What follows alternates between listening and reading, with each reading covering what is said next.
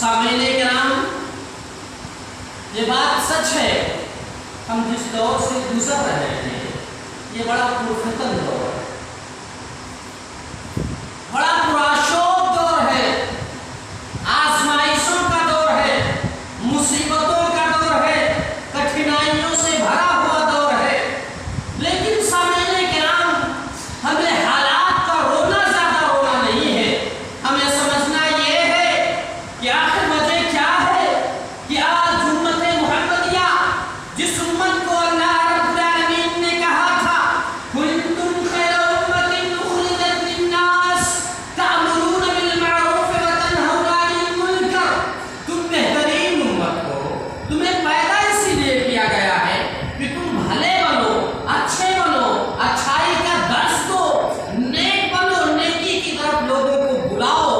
वो कौम, वो सोसाइटी, वो समाज, वो माशरा, वो गांव, वो घर, वो खानदान जो कभी बेहतर बन के जिंदगी गुजार रहा था, आज उसका अलमिया ये है, ये चौक पे बैठ के शिकायत करता है, चौराहों पे बैठ के शिकायत करता है, घरों में बैठ के शिकायत करता है, चाय की नुक्कड़ पर बैठ के शिकायत करता है कि हम बहुत परेशान हैं।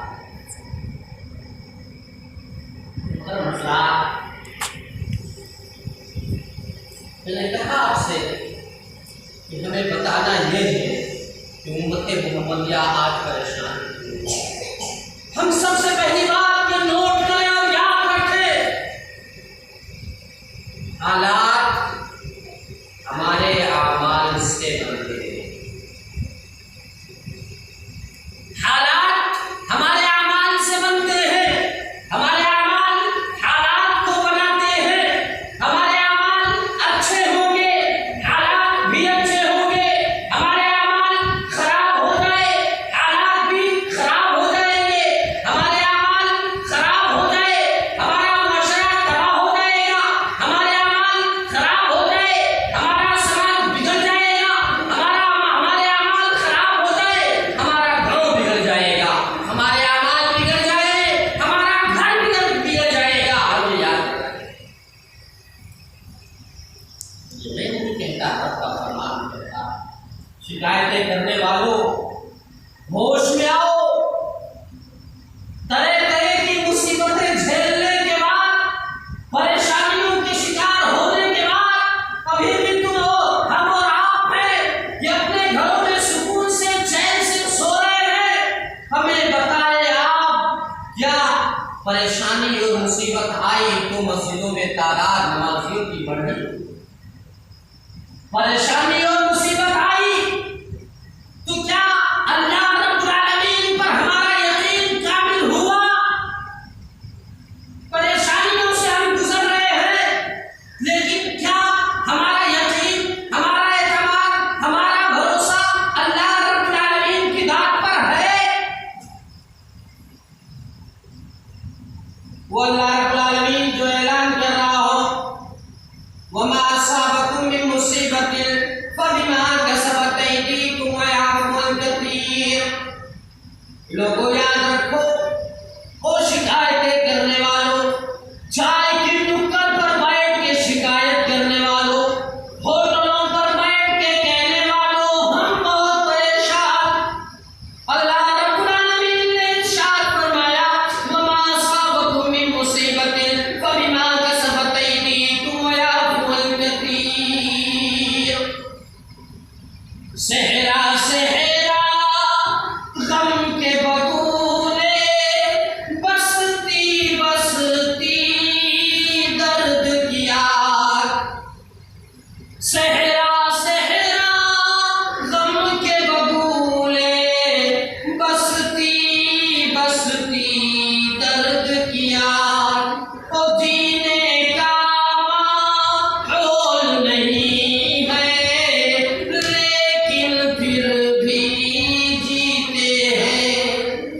तो सागर सागर जहर भरा है, कतरा कतरा मोहलिक है। ये सब कुछ मालूम है, लेकिन प्यास लगी है, पीते हैं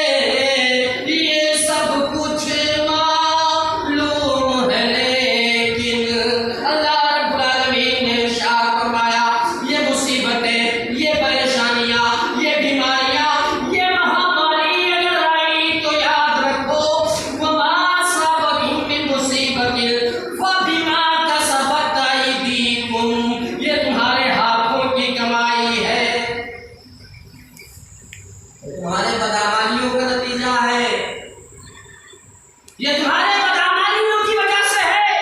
ये परेशानी आई, ये महामारी आई, रब्बे काबा की कसम, आज हमारा मुल्क जिन हालात से गुजर रहा है, अगर हम मुल्क के भारत का पर तबसरा डाल करने की कोशिश करें, अपने मुल्क की हालत को अगर देखें, तो हमें पता चलेगा वो मुल्क जिस मुल्क की आज़ादी के लिए हमारे आबा व अजदाद ने अपनी जानें निछावर कर दी, वो कौम में रहने वाले, उस देश के रहने वाले लोग आज हमसे सबूत मांगते हैं कि तुम यहाँ के वासी नहीं हो, तुम यहाँ के बाशिंदे नहीं हो। मेरे भाई, मैं अगर कहूँ तो बेजान होगा। जब बड़ा वक्त गुलिस्तान पे तो खून हमने दिया, जब बड़ा वक्त गुलिस्तान पे तो खून हमने दिया, अब बाहर आई तो कहता है तेरा काम नहीं। हम वो थे जिन्होंने इस मुल्क को सोने का चिड़िया बनाया, मगर अफसोस कि आज कहने वाले कहते हैं मुसलमान यहाँ के बाशिंदे नहीं है। क्यों ऐसा कह रहे हैं? ऐसा क्यों कह रहे हैं? हमें दूसरी कौमों से कोई शिकायत नहीं, शिकायत में तो अपने आप से, शिकवा है तो अपने आप से है। कौम मुस्लिम मैं आपसे मुखातब होकर ये कह रहा हूँ, रब्बे काबा की कसम, अगर हमारे अमाल बेहतर हुए होते, हम और आप अगर नेक बन के जिंदगी गुजारते, ये महामारी नहीं आती, ये परेशानी नहीं आती, ये बीमारी नहीं आती, ये आज आपके, हमारे और आपके गांव के, बल्कि पूरे मुल्क के, हिंदुस्तान के इदारे बंद नजर नहीं आते। अल्लाह रब्बुल आलमीन ने कहा ये परेशानी, ये बीमारी, ये महामारी जो है ना, ये तुम्हारे अमाल का नतीजा है। और तो और वो अल्लाह कहता है वया अफ़्वन करती है, अल्लाह बहुत ज़्यादा माफ़ करने वाला है। ये सच है मेरे भाई। अगर अल्लाह एक गलती पर हमारे गिरफ्त करने लग जाए तो हमें एक सेकंड भी इस धरती पर जिंदा रहने का अधिकार बिल्कुल नहीं, एक सेकंड भी हमें रहने का अधिकार नहीं। सुबह होती है, शाम होती है, उम्र यूं ही तमाम होती है। सुबह सो के 8 बजे उठते हैं, आज का मुसलमान तेरा अलमिया ये है, ऐ कौम मुस्लिम हमारा अलमिया ये है कि हमारे कौम, हमारे गांव में रहने वाला हमारा नाम मुस्लिम भाई सुबह नहीं, रात के 4 बजे उठ करके और रोड पे दौड़ लगाता हुआ नजर आता है। अफसोस ऐ मेरे भाई को, ऐ मुसलमानों, अफसोस आप पर है, हमारी कौम पर है कि हम 8 बजे सो के उठते हैं, चाहते हैं तरक्की करें। हम सोते हैं 12 बजे, उठते हैं 8 बजे, तरक्की क्या करेंगे? इस कौम को अल्लाह के नबी ने कहा था नमाज ऐशा पढ़े सो जाए, फजर के वक्त उठ जाए, तो अल्लाह जो कहता है जब नमाज फजर अदा कर लो तो तुम जमीन में फैल जाओ रोजी रोटी तलाश करने के लिए।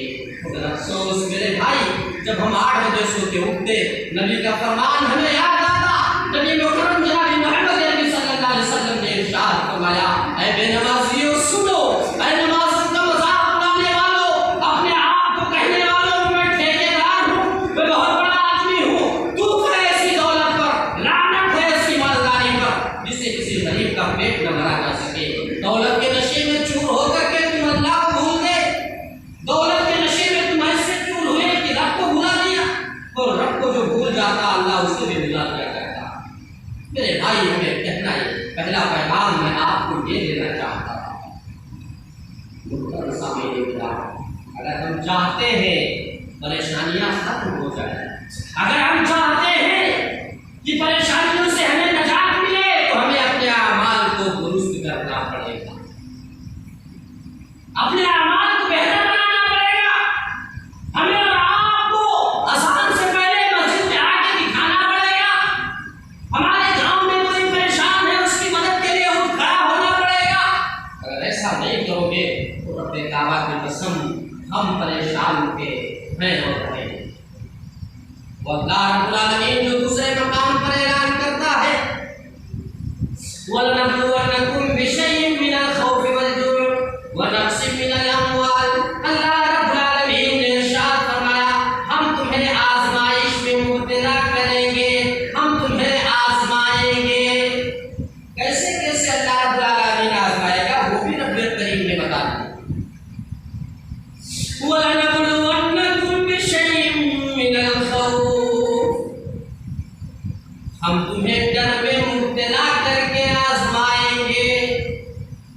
हम तुम्हारे ऊपर खौफ व हिरास को डाल के आजमाएंगे।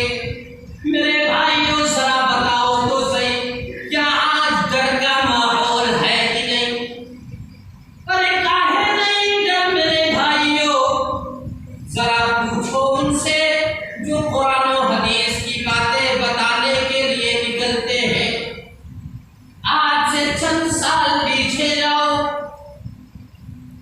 हम और आप अपने घर से सफर पे निकलते थे, माँ भी खुश है, मेरा बेटा दीन की बातें बताने के लिए जा रहा है, बाप भी खुश है, मेरा बेटा जिस मकसद के तहत मैंने इसे पढ़ाया था वही दीन की बातें लोगों को बताने जा रहा है। अम्मा भी खुश है, मेरा बेटा दीन की बातें बताने जा रहा। मगर है मेरे भाई, आज हालात ऐसे बने, मुसीबत ऐसी आई, परेशानी ऐसी आई, अल्लाह ऐसी आजमाइश करने लगा। आज जब हम घर से निकलते, माँ के दिल में डर होने लगता, बाप डर जाता, कहीं ऐसा न हो मेरा बेटा मौत लिंचिंग का शिकार न हो जाए, कहीं ऐसा न हो चलती हुई ट्रेन में से मार न दिया जाए, कहीं ऐसा न हो चलती हुई बस में से मार न दिया जाए। ऐ मेरे भाइयों, ये खौफ का हिरास का दौर है कि नहीं है? घर से निकलो तो अपने मुंह को ढक करके निकलो, वरना पुलिस वाले लाठी डंडे मारने शुरू कर देंगे। रब्बे काबा की कसम, ये मुसीबत ये परेशानी इसीलिए आई। अल्लाह रब्बुल आलमीन ने कहा हम तुम्हें आजमाइश में मुब्तला करेंगे, और ये सच है कि अल्लाह रब्बुल आलमीन ने जो ये कहा हम तुम्हें खौफ में डाल के आजमाएंगे। आज हमारा खौफ में हिरास में मुब्तला है कि नहीं है? जिनके आंगन में अमीरी का शजर लगता है, जिनके आंगन में अमीरी का शजर लगता है, उनका हर आए जमाने को हुनर लगता है। ऐ मेरे भाइयों, हमें डराया जा रहा है, हमें धमकाया जा रहा, क्यों? अल्लाह के रब्बुल आलमीन की तरफ से आजमाइश। तो मेरे भाई, अल्लाह रब्बुल आलमीन ने कहा हम तुम्हें खौफ में डाल के आजमाएंगे, और ये सच है कि आज का इंसान, आज का मुसलमान डरा हुआ है, सहमा हुआ। वल्जूअ, तुम्हें भूखा रख के आजमाएगा अल्लाह, भूखमरी का शिकार करके आजमाएगा अल्लाह रब्बुल आलमीन। जरा बताओ तो सही, आप लॉकडाउन हुआ था, इस लॉकडाउन में 8,000, 6,000, 8,000 की नौकरी करने वाला मौलवी, जिसे आज हम बड़ी हकारत की निगाह से देख रहे हैं, मदारिस बंद, कहाँ गए वो नज़ारा सदरा जो कहते थे फला मौलवी मेरे इदारे से चला जाएगा तो हमारा इदारा खराब हो जाएगा? कहाँ गए ऐसे लोग जो ये कहा करते थे? आज कोई उलमा की खबर की नहीं करते थे। अब मजबूरों की होती है कैसे गुजरो का किसी। पैगाम ये है ना, पहला पैगाम मैंने आपसे कहा अमाल को बेहतर बनाओ, हालात बेहतर बन जाएंगे इंशाअल्लाह। दूसरा पैगाम ये है मेरे भाई, परेशानी हो, मुसीबत हो, बीमारी हो, महामारी हो, तकलीफों से गुजर रहे हो, हादसात खतरात से हम आप दो चार हो गए हो, ऐसे वक्त में भी अल्लाह रब्बुल आलमीन को ना भूले और अल्लाह ने इसकी तौफीक दी। अच्छा समझने के नाम चंद एक असबाब का मैं जिक्र करूं।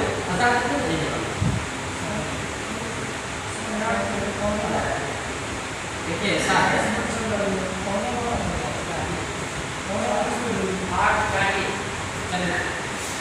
मैं आपसे चंद मिनट ये गुफ्तगू करूं कि आखिर उम्मते मुहम्मदिया के परेशान होने के असबाब क्या हो सकते, सबब क्या? नंबर 1, हम और आप तारीख़ कुरान, हम लोगों ने, हम मुसलमानों ने कुरान करीम को पढ़ना पढ़ाना छोड़ दिया। वो अल्लाह रब्बुल आलमीन जो ऐलान कर रहा हो, लौ अंज़लना हाज़ल कुरान अला जबलिन लरअयतहु खाशिअन मुतसद्दिअन मिन खश्यतिल्लाह। सोना जंगल, धूल का आलम, शहरों में वीरानी है। सोना जंगल, धूल का आलम, शहरों में वीरानी है। सोने वालों जागते रहियो, चोरों की रखवाली है। अरे भाइयों, अल्लाह रब्बुल आलमीन ने इरशाद फरमाया, लौ अंज़लना हाज़ल कुरआन अला जबलिन लरअयतहु खाशिअन मुतसद्दिअन मिन खश्यतिल्लाह। वो अल्लाह जो ऐलान कर रहा हो, अल्लाह रब्बुल आलमीन ने इरशाद फरमाया, अगर हमने इस पवित्र ग्रंथ को, अगर हमने इस पाकीज़ा कलाम को, अगर हमने इस मुक़द्दस किताब को यानी कुरान अज़ीम को पहाड़ पर अवतरित कर दिया होता, पहाड़ पर उतार दिया होता, पहाड़ पर नाज़िल कर दिया होता, मारे खौफ के, मारे डर के वो पहाड़ भी रेज़ा रेज़ा हो जाता। मगर मुसलमानों, अल्लाह रब्बुल आलमीन ने कुरान मुक़द्दस को उतारा किस पे?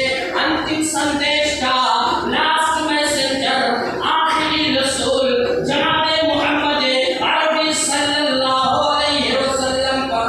और अल्लाह रब्बुल आलमीन ने ऐलान कर दिया, शहर रमज़ान अल्लज़ी उन्ज़िला फ़ीहिल कुरआन हुदल लिन्नासि व बय्यिनातिन मिनल हुदा वल फ़ुरक़ान। अरे अल्लाह रब्बुल आलमीन ने कहा, हमने कुरान मुक़द्दस को एक ऐसे मुतबर्रक महीने में, बाबरकत महीने में नाज़िल किया जो रमज़ान मुबारक का महीना है।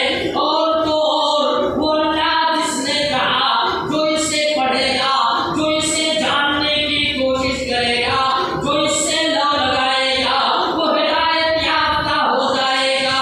ऐ कौमे मुस्लिम, तू बता तो सही, दर्स कुरान अगर हमने भुला दिया होता, दर्स कुरान अगर हमने भुला दिया होता, ये ज़माना ना ज़माने ने दिखाया होता।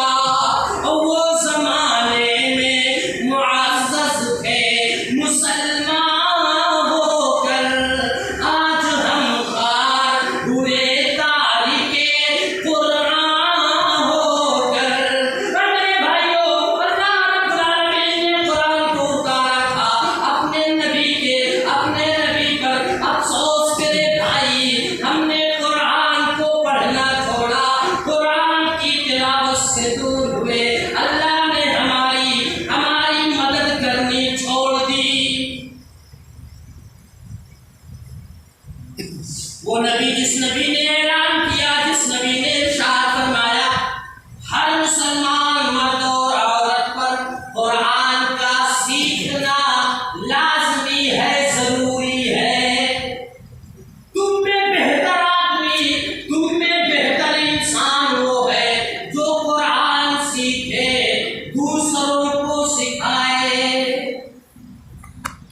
शीशे का महला आपने बनवा तो लिया है, शीशे का महला आपने बनवा तो लिया है, पत्थर का ज़माना है, मगर ये नहीं सोचा बच्चों को पढ़ाने के लिए सोच रहे हो, कुरान पढ़ाना है, मगर ये नहीं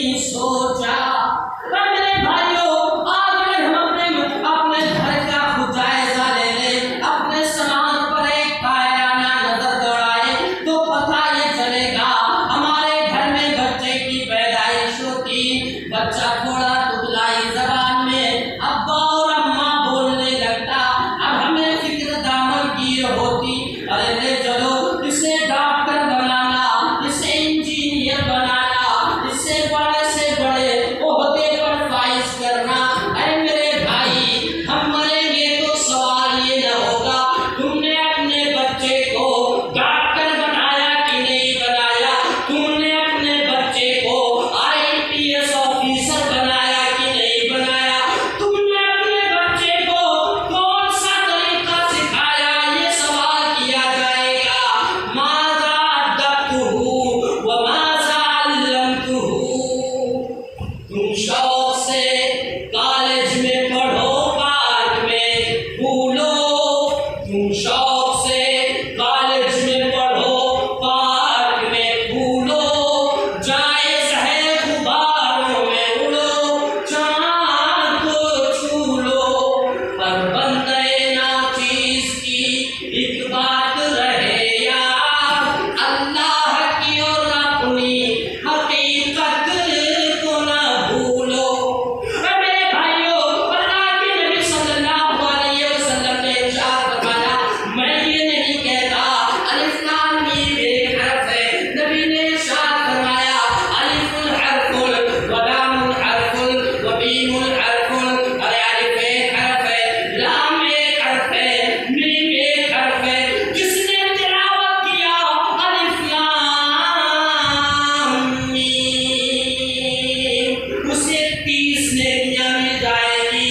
अलिफ पर 1 नेकी, लाम पर 1 नेकी, मीम पर 10 नेकी, अलिफ पर 10, लाम पे 10, मीम पर 10, 10 दिया 30 नेकियां मिल जाएगी। अरे मेरे भाइयों, अरे दुनिया में कोई ऐसी किताब है तो लाओ तो सही, एक हरफ पढ़ो 10 नेकी मिल जाए। मिल जाए वहाँ बीवी का घर में जाते रही, अचानक बीवी बेहोश हो गई। दुआ कह दियो, दुआ कर दीजिए। मैं क्या सवाल करूं? दुआ तो कराने आए हैं आप, हम दुआ करेंगे ठीक है। जरा एक बात पूछिए, तो बताओ आपके घर में कुरान पढ़ने वाली बच्चियां हैं कि नहीं? आनंद साहब का तो यो पढ़ी, बीओ पढ़ी है, अबीओ पढ़े, सब कुरान पढ़े, कई मरतबा पढ़े तो सुबह शाम या हफ्ता 15 दिन में कितनी मरतबा तिलावत कर। अरे मेरे साहब, जुम्मा जुम्मा पढ़ ली तो पढ़ ली, नहीं तो रमजान जब आवत अच्छा पढ़।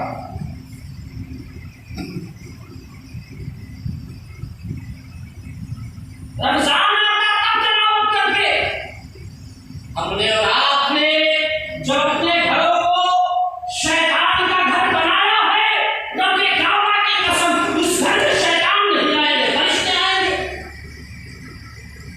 इसका ऐलान जिन्नात और शैतान जिसके घर में हो, सूरह बकरा की तिलावत अगर उस घर में की जाए, शैतान भाग जाएंगे, मगर पढ़ेगा कौन? सब पढ़े हैं, पढ़ता नहीं।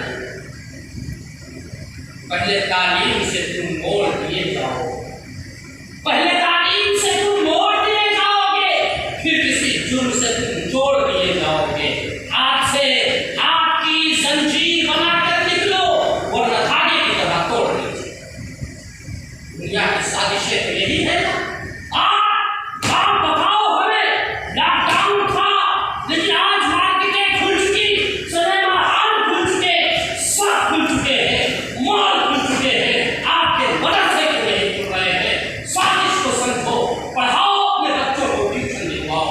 अगर चाहते ये हो कि ये बच्चा जान जाए कि अब्बा के मरने के बाद कौन पढ़ना है, रब्बी रहमुमा कमा रब्बयानी सगीरा, तो कुरान तालीम दिलवाओ। ये टूटी फूटी चटाइयों पर बैठ करके अलिफ से अल्लाह और बा से बिस्मिल्लाह सिखाने वालों को हक़ारत की निगाह से मत देखो, ये आप कहते जाओ। आओ अपने बच्चों को कुरान सिखाओ। चाहते ये हो कि दुनिया में लोग इज्जत दे, मरने के बाद भी अल्लाह रब्बुल आलमीन की नज़रों में तुम बचने वाले जाओ, तो कुरान पढ़ाओ, तुम याद करके पढ़ाओ। सवाल हमसे किया जाएगा, कुल्लुकुम राइउन कुल्लुकुम मसऊलुन अन रइयतिही। घर का मालिक जो है, घर का मालिक जो है, उससे घर के बारे में पूछा जाएगा। जो गांव का मुखिया है, उससे गांव के बारे में पूछा जाएगा। कोई भी हो जो जहां का मिल रहा है, उससे उसके बारे में सवाल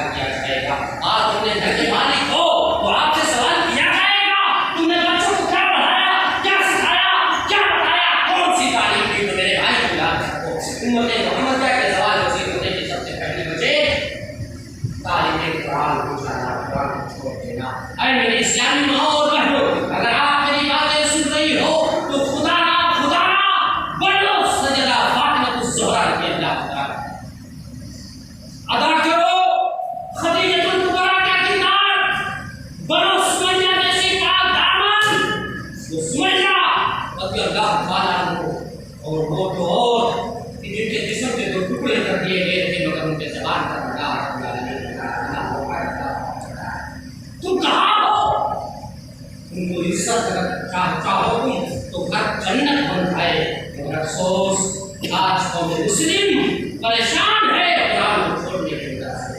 कुरान जब नहीं पढ़ोगे तो बेनमाजी होगे, जिंदगी गुजारोगे। कुरान नहीं पढ़ोगे बेहया बन जाओगे। कुरान नहीं पढ़ोगे दूसरों की बहू बेटियों पर गलत नजरिया उठाओगे। कुरान नहीं पढ़ोगे चोरियां करोगे। कुरान नहीं पढ़ोगे बदकारी करोगे, क्योंकि कुरान बताता है, अल्लाह का के नबी का फरमान हमें ये बताता है चोरी करना इस्लाम में सजा है, हाथ काटना। तो सामने के हम में ज्यादा तफसील में इसमें नहीं जाना चाहता, फिर इंशाअल्लाह किसी मौके पर इस मौजूद को आगे बढ़ाया जा सकता है। तो पहली वजह हमने कुरान को छोड़ दिया है। मैं आपसे ये कहना चाहूँगा कि कुरान पढ़ो और अपने बच्चों को कुरान पढ़ाओ। अगर आपने कुरान को पढ़ के भुला दिया तो लोग कुरान को पढ़ के भूल जाएंगे, बहुत बड़ा अज़ाब अल्लाह तो कुरान को हम भूले ना, कुरान को पढ़ें और दूसरों को भी बताएं। पहली वजह। दूसरी वजह, हमारे अखलाक बिगड़ गए। अलवा यहाँ मकवा यहाँ भैया बाबू का रिश्ता नाता खत्म हो गया। एक वक्त था, एक दौर था, गैर कौमें हमें देख करके इस्लाम कबूल कर लिया करती थी, और ये वक्त ऐसा है यार गैर कौम के लोग हमें देखते हैं तो कहते हैं हवा जा रहा है, चाहे झूठी गवाही देने वाला जा रहा है, मक्कार जा रहा है, दलाल जा रहा है, फरार जा रहा है, और कहता है कौम के लोग कहते हैं। याद करो अबू बकर सिद्दीक की जिंदगी को, मक्का से मदीना नबी चले गए। हज़रत अबू बकर सिद्दीक जब हिजरत करके मक्का से हिजरत करके जाने लगे, रास्ते में इब्न दुबन्ना नाम सरदार मिलता है, और है इब्न दुबन्ना गैर कौम से ताल्लुक रखने वाला सरदार है। रास्ते में अबू बकर से मुलाकात होती है, पूछता है अबू बकर कहाँ जा रहे हो, अबू बकर कहाँ जा रहे हो। अबू बकर सिद्दीक ने कहा मैं आपके इस गांव को, इस शहर को छोड़ के जा रहा हूँ। क्यों जा रहे हो? आपके लोग मुझे खुला इबादत नहीं करने देते, दीन पर अमल नहीं करने देते, मैं आपके इस शहर को, आपके इस बस्ती को छोड़ के जा रहा हूँ। लेकिन दुबन्ना नामी सरदार कहता है मिस्र का या अबू बकर आपकी जिंदगी आपका यहाँ रहना हमारे लिए काबिल एतमाद काबिल फख्र है। ना आप अपनी मर्जी से जा सकते हैं, ना हम आपको जाने देंगे। क्या वजह थी कि एक गैर कौम से ताल्लुक रखने वाला ये कहता है ना आप खुद जा सकते हो, ना हम आपको जाने देंगे। बताओ कहाँ रहेंगे? अबू बकर कहते चलो मेरे घर रहो। कौन पनाह देता है? बताओ आप गैर कौम से ताल्लुक रखने वाला। आज दुनिया में तुम्हें धोखा कैसे पुकार रही है, तुम्हें मक्कार कैसे पुकार रही है, तुम्हें दलाल कैसे पुकार रही है, तुम्हें गलत काम करने वाला कैसे पुकार रही है। मेरे भाई आज बात जब गवाही देने के आए, रब्बे काबा की कसम सब तो ये है मेरे भाई, क्या अगर हम और आप निफाक को लेके चले, एक चाय पी करके ये गलत गवाही देने के लिए मुसलमान अपने भाई के खिलाफ गवाही देने के लिए खड़ा होगा।